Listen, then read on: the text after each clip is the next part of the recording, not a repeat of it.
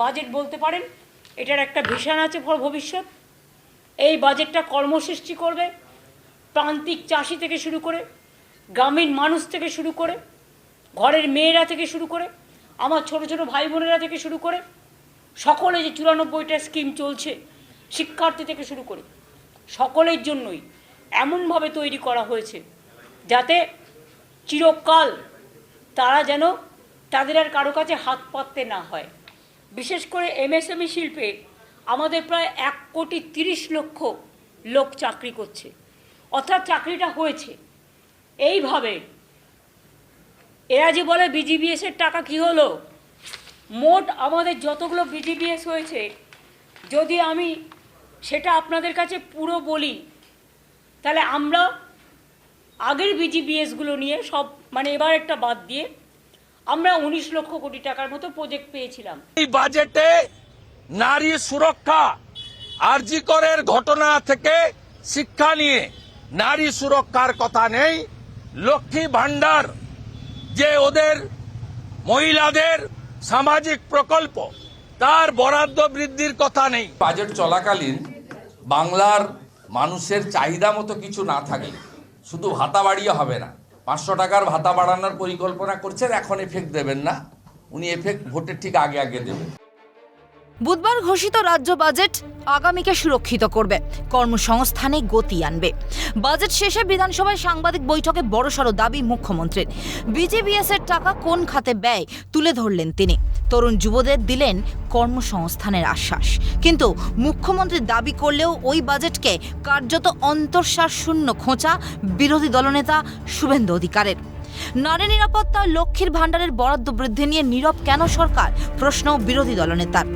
বিরোধী দল সুর চড়ালেও বাজেট পাঠের পর সাংবাদিক বৈঠকে রাজ্যের কাঁধে থাকা দেনা শোধ এবং কেন্দ্রের কাঁধে থাকা দেনার পরিসংখ্যানের তুল্যমূল্য বিচার টেনে সরব মুখ্যমন্ত্রী এবং সরকারের মুখ্য আর্থিক উপদেষ্টা অমিত মিত্র। ভারতবর্ষের স্তরে যে বাচ্চাটি আজ জন্মাচ্ছে, ভারতবর্ষের স্তরে 1,41,131 টাকা নিয়ে গলায় নিয়ে সে জন্মাচ্ছে। আর আমরা কত শোধ করেছি বলুন? আমরা শুধু শোধই করিনি, আমরা যখন এসেছিলাম সরকারে তখন যে বিশাল লোন আমাদের ঘাড়ে দিয়ে আগের সরকার দিয়ে গিয়েছিল, তাছাড়াও স্মল সেভিংস থেকে টাকা ধার করেছিল। একদম এগ্রিড এখন যে ওই যে 2 লক্ষ কোটি টাকার কাছাকাছি, ওই 2 লক্ষ কোটি টাকা এখন হিসাব করলে 20 লক্ষ হতো। এবং বাজেট নিয়ে মুখ্যমন্ত্রী সহ শাসক দল আশাবাদী থাকলেও লুট বাড়বে খোঁচা বিজেপির। বিজেপি বিধায়ক অশোক লাহিড়ীর মন্তব্য, মানুষকে বোকা ভাববেন না। এদিকে লক্ষ্মীর ভাণ্ডারের বরাদ্দ বৃদ্ধি নিয়ে সমালোচনার সুর বিজেপি সাংসদ শ্রমিক ভট্টাচার্যের গলায়। যাবে কোথা থেকে?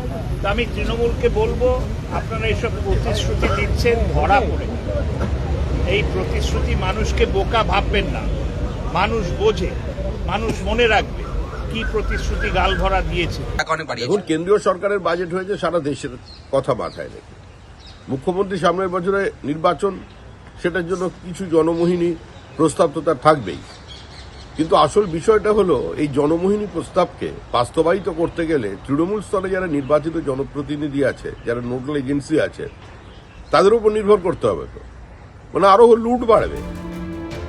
বিজেপির সুরেই আক্রমণ বাম যুবনেত্রী মীনাক্ষী মুখোপাধ্যায়। তৃণমূল স্তরের প্রাতিষ্ঠানিক দুর্নীতিতে বঞ্চিত সাধারণ মানুষ খোঁচা ডিওয়াইএফআই নেত্রী। যা বাজেট পেশ হচ্ছে, সেই বাজেটে সাধারণের মধ্যে তার খাবার, তার পুষ্টির জিনিসগুলোকে পৌঁছে দেবার জন্য সেই বাজেটের টাকাগুলো কোথায় যাচ্ছে? দিশাহীন বাজেট, শিল্প কর্মসংস্থান, নারী সুরক্ষার দিশা নেই, আক্রমণ প্রদেশ কংগ্রেসের। তার দিশাহীন, দশাহীন বাজেট। আনপ্ল্যান্ড এক্সপেন্ডিচার এমন জায়গায় গেছে, সেখানে মাথা পিছু রোজগার নাপতে নাপতে তলানিতে। রাজ্য সরকারের আয় বলতে শুধুমাত্র আবগারি দপ্তর মদ বিক্রি করে। এই রাজ্যে কোনো ভারী শিল্প নেই, শুধু সংখ্যা দপ্তরের জাগলারি। নারী সুরক্ষা, মহিলা সুরক্ষা, এ রাজ্যে ভয়ঙ্কর পরিস্থিতি, চরম দুর্নীতি, 7.5 লক্ষ কোটি টাকার ঋণ, দীর্ঘমেয়াদী কোনো পরিকল্পনা নেই তাকে কমানোর।